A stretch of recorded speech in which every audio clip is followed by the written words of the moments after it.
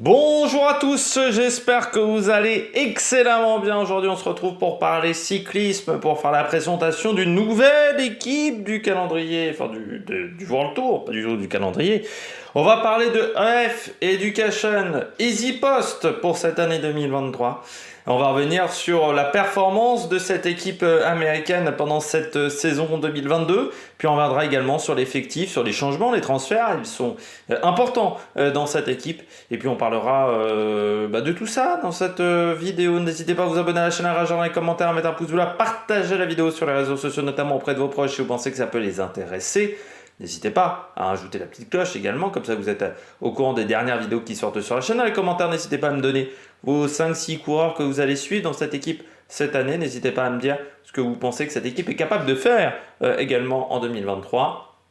Et puis voilà, c'est parti. Retour sur l'année 2022 d'EF. C'est pas une année qui restera dans les annales pour EF. Très dur début de saison.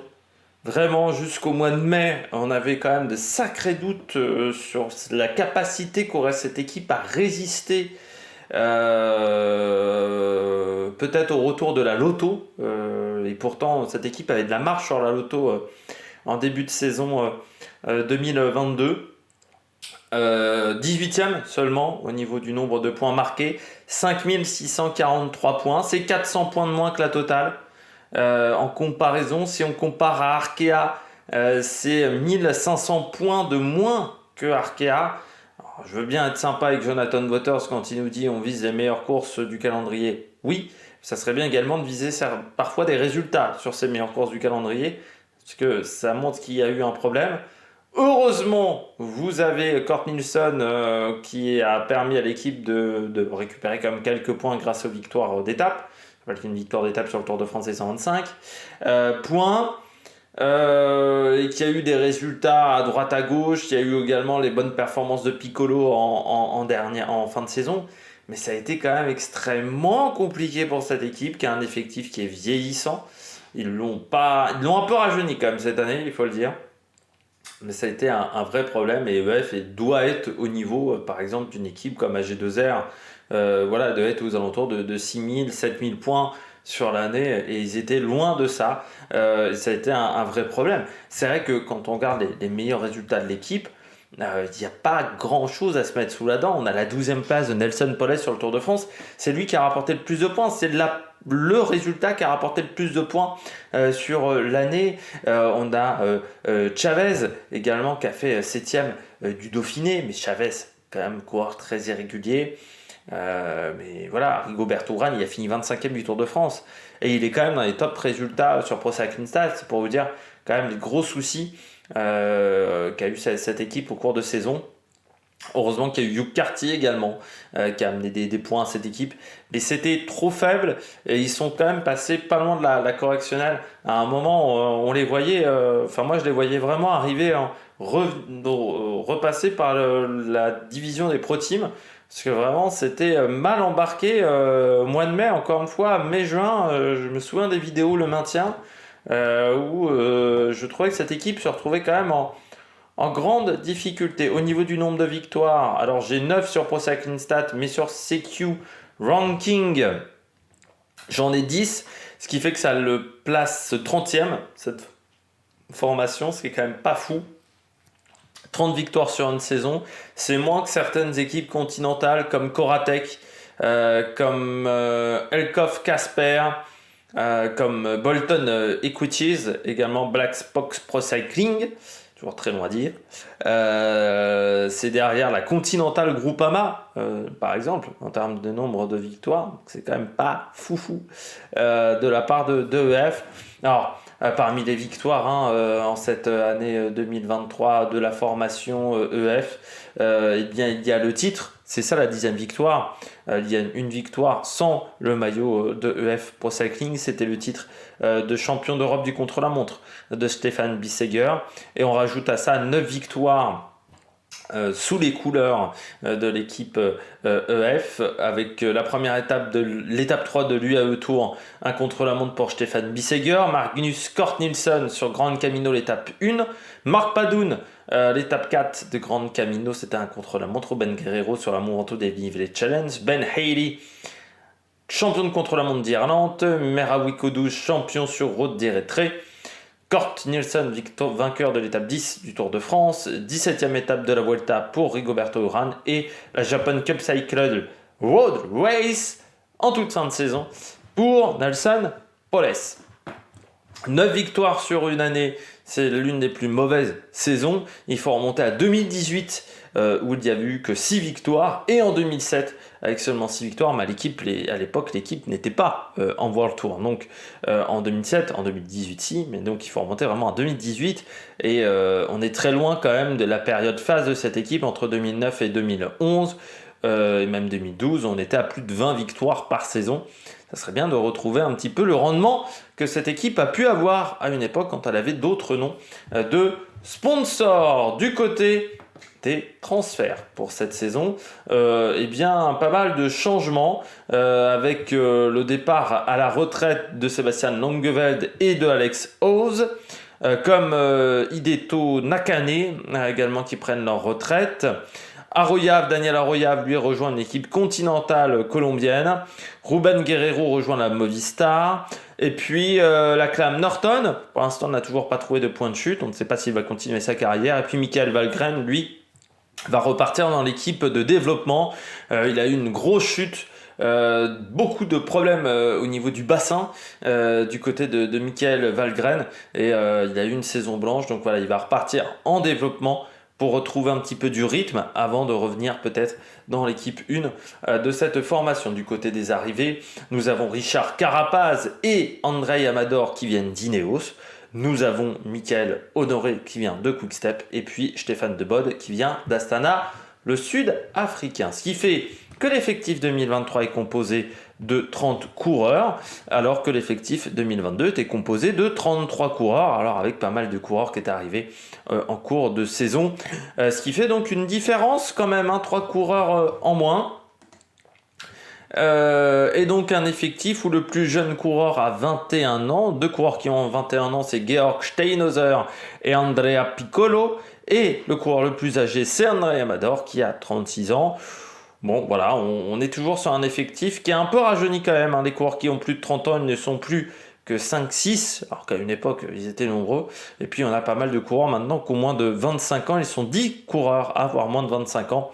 Jonas Ruch, par exemple, ou Steinhauser, ou Ben Ali, ou Van der Berg, ou Bissegger ont moins de 25 ans. On passe aux coureurs à suivre sur cette année 2023 pour EF, parce que je n'ai pas grand chose d'autre à dire. La vidéo sera un peu plus courte que pour d'autres. C'est vrai que EF n'est pas une équipe qui m'a énormément inspiré sur ces présentations, à part que la saison a été compliquée et qu'elle n'est pas au niveau des attentes. Je pense aussi quand même du côté de EF, Jonathan Weiters, c'est un peu comme Jérôme Pinault, c'est-à-dire il s'entoure de personnes qu'il apprécie. Ça c'est clair et net, mais est-ce que Jonathan Weiters c'est la personne qui peut permettre à une équipe d'avoir des top résultats? Est-ce que Jonathan Weiters n'a pas trop d'ambition par rapport à la qualité de son effectif? C'est des questions que je me pose aujourd'hui. Surtout quand on sait pas mal d'anciens coureurs ont parlé de Jonathan Weiters en disant qu'en fait il n'est pas très présent au niveau de l'équipe. C'est pas Jean-René Bernaudot en termes de manager général. C'est-à-dire que des fois il faut attendre très longtemps. Il préfère faire des galas de charité plutôt que d'être présent sur les courses cyclistes. Je ne sais plus qui avait dit ça, mais qui était un ancien coureur de cette formation. Je ne sais plus si c'est pas Tyler Farrar qui avait dit ça en interview. On commence avec le premier coureur à suivre, Andrea Piccolo. La relève des punchers italiens, elle est là. C'est Andrea Piccolo, coureur qui a eu une saison 2022 compliquée. Il a commencé chez Gazprom, pas de peau pour lui, pour ensuite rejoindre Drone Hooper, Androni Giocattoli. Pas de peau pour lui, l'équipe a eu un problème de co-sponsor, donc ce qui fait qu'il a changé 3 fois d'équipe. Enfin 2 fois d'équipe, 3 équipes différentes sur l'année, c'est quand même assez rare. Et il avait déjà pas eu un début de carrière facile parce qu'il avait commencé à la Colpack pour ensuite rejoindre Astana, mais il n'avait pas été conservé du côté d'Astana. Donc c'est pour ça qu'il était allé chez Gazprom. Un peu de stabilité enfin pour Andrea Piccolo, qui est un coureur qui a commencé professionnel très jeune. C'était peut-être ça aussi le problème pour Andrea Piccolo. Mais quand vous passez à la Colpack, normalement, Colpack Balade, c'est quand même une équipe où normalement on sait repérer les jeunes talents. Andrea Piccolo, c'est le renouveau des punchers. On l'a vu en fin de saison, 11e du Tour de Lombardie, 7e, non, 2e pardon, de la Japan Cup Cycled Road Race, 3e de la Coppa Agostini, 5e du Maryland Cycling Classic, quand même bien à cet âge-là, 2e du Circuito Gecko, également 6e du Sibiu Cycling Tour, 4e du championnat d'Italie sur route, alors qu'il n'avait participé qu'au Tour de la Communauté de Valence auparavant, donc il avait très peu de jours de course dans les pattes, seulement 28 jours de course dans 3 équipes différentes, c'est quand même fou cette statistique. Mais il a montré des très très belles choses déjà en 25 jours de course, et vraiment il a été très très très intéressant, et j'espère que EF va le couver. Il a un contrat encore de 2 ans chez EF, et il a d'énormes qualités. C'est vraiment l'un de mes coups de cœur de la saison. Pourtant je ne l'ai pas vu énormément, mais ça a été l'un de mes coups de cœur vraiment, parce qu'il a, je trouve, fait des très très belles choses sur les courses où je l'ai vu. Et pour EF, c'est un coureur très intéressant parce que ils n'ont pas 150 punchers. Alors il y a Carapace qui a des qualités de puncher, mais c'est pas un pur puncher Carapace. Surtout que il a aussi un calendrier de grands tours à effectuer. Et c'était dommageable. Ils avaient perdu Guita l'année dernière, ce qui je trouve était une grosse perte pour eux. Ils ont récupéré Piccolo. C'est vraiment un coureur qui va être intéressant. Je pense dans cette année 2023, ça sera des coureurs à suivre. Vraiment Piccolo. Stéphane Bissegger, coureur de contre-la-montre de talent. Stéphane Bissegger, pour le moment, il n'y a que les championnats du monde qui se refusent à lui. Coureur offensif également, très bon baroudeur, Bissegger, notamment sur Paris-Bourges. Il était dans l'échappée matinale, donc ça n'a pas duré très longtemps, mais il était dans l'échappée matinale, Bissegger, où il envoyait des relais sur Paris-Bourges. Je me souviens, il envoyait des relais, c'était des patates. Les mecs qui étaient derrière, ils étaient à l'arrache. Notamment en haut de la côte de Chavignols. Et du côté de Bissegger, on attend de lui d'être présent plus souvent. C'est-à-dire de ne pas être présent que sur les contre-la-montre. Ce qu'on pourrait un peu lui reprocher. Mais d'être présent sur toute la saison. Et puis pourquoi pas d'essayer d'avoir une... Je pense que c'est un coureur qui a des qualités sur des classiques, sur des courses d'un jour. Qui pourrait être intéressante. Aujourd'hui, il se contente un peu trop du contre-la-montre et d'un profil type de contre-la-montre en plus. Moi, j'aimerais bien qu'il soit qu'on le voit plus sur la saison. Je pense qu'il a d'énormes qualités, Bissegger, mais qu'il les exploite encore pas correctement. C'est pas le coureur qui a la meilleure intelligence tactique au monde. Et je pense que c'est là-dessus où il faut qu'il travaille. Et puis il faut qu'il prenne de l'expérience sur des grosses courses, sauf qu'on le voit assez peu en fait sur les classiques. C'est un coureur qui pourrait peut-être être performant, ou au moins être performant en tant qu'équipier sur des Milan-San Remo par exemple, sur de l'Amstel aussi. C'est un profil de coureur qui peut être intéressant, mais aujourd'hui il faut l'engager sur ces courses-là du côté de cette formation. On le protège peut-être un peu trop, parce que il a que 54 jours de course dans les pattes l'année dernière, et il n'a jamais fait des saisons énormes en termes de kilométrage. Ça serait bien d'augmenter un petit peu la dose pour Bissegger, parce que Simon, il risque de le perdre. Bissegger, il y a une équipe suisse qui s'est montée, je rappelle. Tudor Cycling, Pro Cycling. C'est une équipe qui va avoir des moyens dans les années à venir. Donc voilà, il faut. Je pense que c'est un coureur qui, pour rester en World Tour, doit montrer des choses autre que le contre-la-montre, parce que le contre-la-montre ça suffit pas en termes de points. En plus il y a de moins en moins de contre-la-montre sur la saison, donc ça suffit pas. Et puis comme il n'y a plus de contre-la-montre par équipe, c'est plus une importance aussi forte qu'il y a 10-15 ans, où avoir un coureur de contre-la-montre c'était super important, notamment pour les chronos par équipe, quand même beaucoup moins important aujourd'hui. Et du côté de Bissegger, j'aimerais vraiment qu'il y ait des progrès d'effectuer par ce coureur. Je pense qu'il en a les capacités.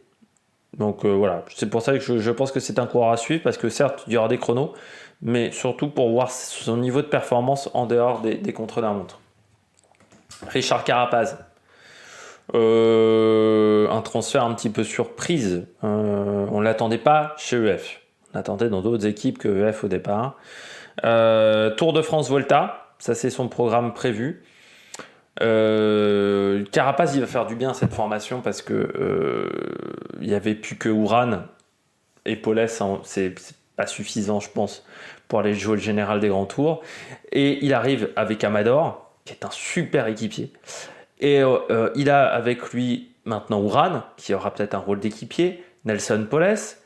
Quel sera le statut du Carty? Est-ce qu'il n'aura pas un rôle d'équipier sur le Tour de France? Il peut avoir une équipe très solide autour de lui sur le Tour de France ou sur la Volta. Il peut vraiment être dans des très bonnes dispositions. Et il a quand même fait des sacrés numéros sur la Volta en n'étant pas le leader. Il a fait quand même aussi des sacrés numéros sur d'autres courses sur la saison. Il a presque été le plus discret. La course où il a été le plus discret, ça a peut-être été le Giro. Il fait quand même deuxième en étant discret. Donc avec le Tour de Pologne aussi, où il a été...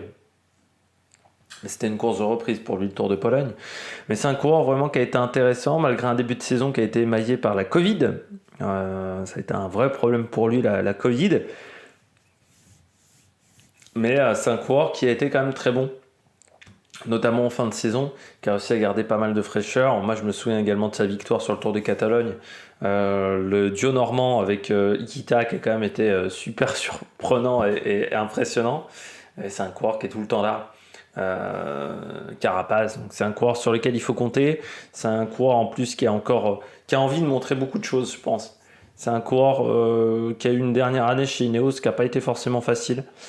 Surtout la fin chez Ineos, je pense, ça n'a pas été totalement facile. Il a envie de prouver aux autres que il est capable de gagner sur beaucoup de terrains différents et que sa victoire sur le Tour d'Italie en 2019 n'était pas une surprise.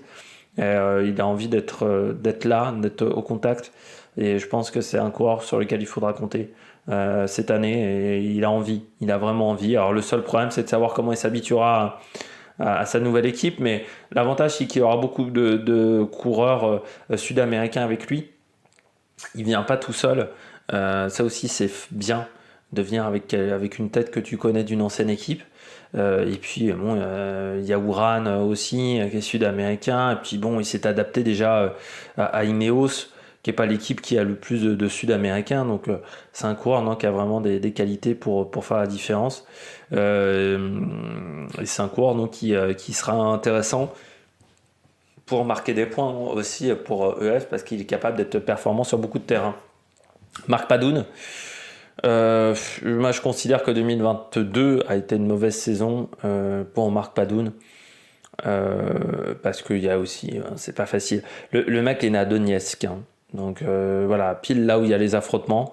C'est quand même pas évident pour Marc Padoun, la guerre en Ukraine. Je pense que ça a joué sur ses performances. Il y a eu des soucis au niveau de son poids de forme.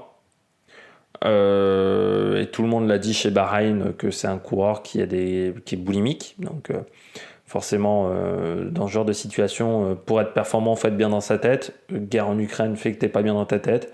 Donc tu vas avoir tendance à prendre du poids. Et tout le monde disait chez Bahreïn que le seul moment où il a performé, c'est quand il a été suivi, mais énormément suivi par tout le staff de l'équipe. Et dès que tu le lâches un petit peu, grosso modo, c'est compliqué. Donc c'est là où il va falloir vraiment être attentif du côté de F. Mais pour moi, c'est une mauvaise saison. C'est voilà, une erreur sur le parcours, mais tu peux pas faire ce qu'il a fait sur le Dauphiné sans avoir un minimum de qualité. Alors on va me dire c'est le dopage, c'est le dopage, c'est le dopage. Mais moi je considère que alors déjà c'est le dopage quand tu rejoins EF. Je pense que t'es pas hyper dopé, hein. On est tous d'accord là-dessus. EF ça fait partie des équipes où il y a quasiment pas de cas de dopage depuis la création de l'équipe. Ça fait au moins depuis 10 ans qu'il n'y a pas eu un cas de dopage chez EF, donc c'est quand même pas négligé. Tu fais pas deuxième de victoire sur le Dauphiné 2 jours d'affilée en fracassant tout le monde sans avoir un minimum de qualité.